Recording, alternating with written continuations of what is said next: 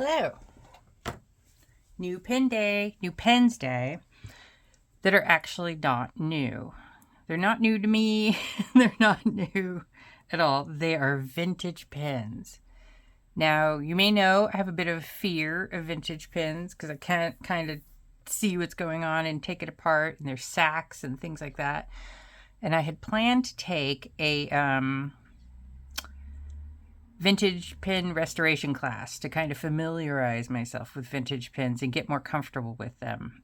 For eyeball reasons, that didn't happen, but my friend Kate did go. And so these pens I bought to kind of bring to that restoration class, she ended up restoring for me. This one, I've got my notes here. she gave me a report, a very professional report. This is an Esterbrook J Pastel Aqua, and it's a first generation, late 40s, circa 1948. They were marketed as women's purse pens. I've also seen them called Esterbrook CH, but I think if you just search Esterbrook Pastel, you'll find them come up on eBay and whatnot every so once in a while. Some people are selling whole sets for like 450 pounds or whatever that converts to in dollars. The nib that is on here, the 2556 nib, is not the original nib. Those nibs were numbered 1, and then 3 numbers after that. I've never seen a nib that number. And then I finally found, how everybody's always kind of trying to find the sweet spot of, twisting something so that things line up. I haven't quite figured out where it is, but to get this, when it's closed, to line up with this, it is possible, and I just undid it. It was right in the frame, and I can't... No, I'm not going to figure this out now. Anyways, so this should fit all my Esterbrook vintage nibs that are in here. For a size comparison for that, this is an Esterbrook J, so it's a bit bigger. Though, when you post it, now this one doesn't have a nib on it, but I could put one on real quick just for... It doesn't post very deep. It just posts like right above the little paddle. So it makes it a little bit longer. Like, long enough, I'm thinking. So, yeah, I'm getting over my fears. And I'm just going to put a nib in this one. Any old nib so you can see the size comparison. You'd think I would have been ready for this, but you would think wrong. All right, and then posted. Gotta line up that clip with the nib. So this is much longer. Probably more comfortable to write with. This one, I don't know what condition the sack is inside, and this is another one I was supposed to get repaired, but I haven't done. So this one is much smaller, but it's so cute. Look at the pastel. And I guess there's no cracks, so it's in really good condition. Ah, look, I lined it up-ish. It's probably as close as I'm going to get it. But yeah, it's much smaller. This is the one I'm going to ink up this month. This next one, now that my iPad went dark, is a Mabie Todd Swan self-filler. 6260. Wartime austerity pen made in the 40s. It is fitted with a 14 karat gold number 2 nib with a heart shape. Can you see it? Am I in frame? I am. Breather hole. Twin cap bands are a nice feature because some of the wartime pens didn't have that because the metal, there was a shortage of metal. The surface of my lever is surprisingly uneven. You can kind of feel that when you touch it.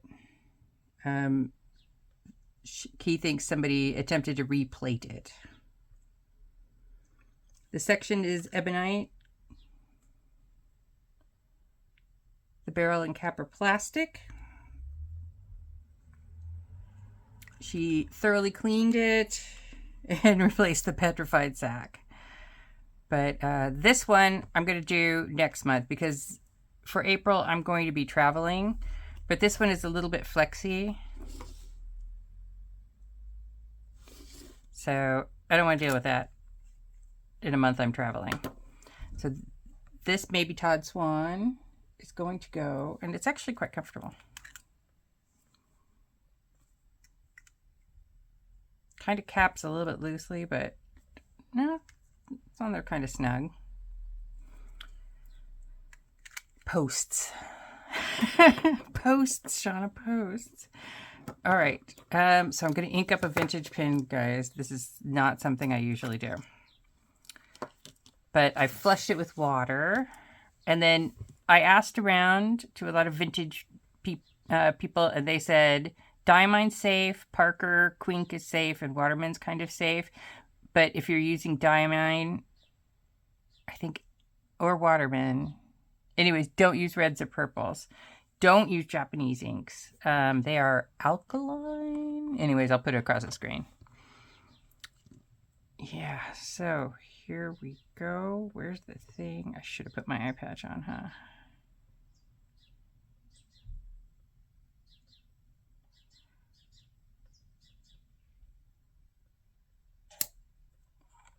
All right, let's hope there's ink in there. I have no idea because I can't see it.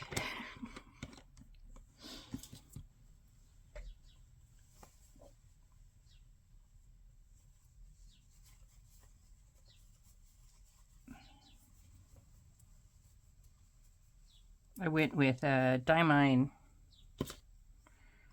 green black.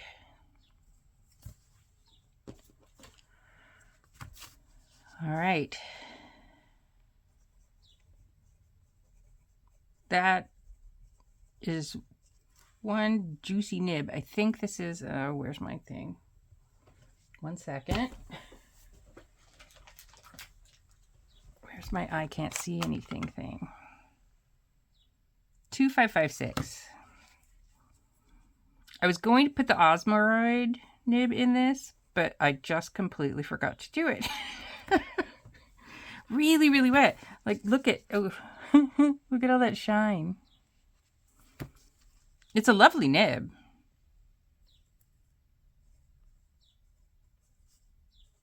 .2556 nib is smooth. All right, so that's going to be in my currently inked. I'll be curious to see how long the ink lasts because I have no idea how much went in there. But I should stop whining and just cap the pen and go with it. Because I think I may have mentioned before that this year is my year of acquiring skills. So maybe using vintage pins is going to be a skill. I'm thinking it is. All right. That's my little baby Esterbrook, either J or CH, depending on who you talk to.